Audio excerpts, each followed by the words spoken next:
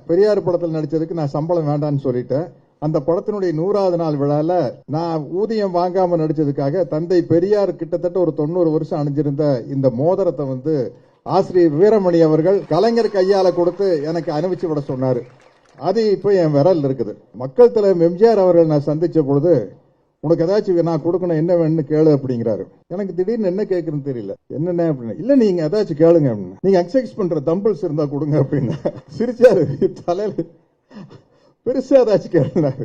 எனக்கு பெருசா கேட்க தெரியலீங்க, என்ன பண்றது தெரியல அப்படின்னா. உடனே உதவியாளரை கூப்பிட்டாரு.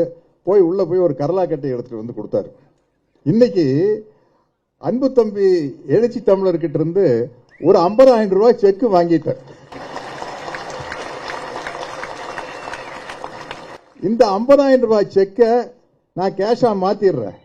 மாத்தி 49,500 ரூபாய விடுதலை சிறுத்தைகள் கட்சியில் இருக்கிற சிறப்பாக படிக்கிற மாணவர்களுக்காக கொடுக்கிறது மட்டும் இல்லாமல் ஒரு 500 ரூபாய் நோட்டை மட்டும் தம்பி நினைவா பிரேம் போட்டு என் வீட்டில் வச்சுக்கிற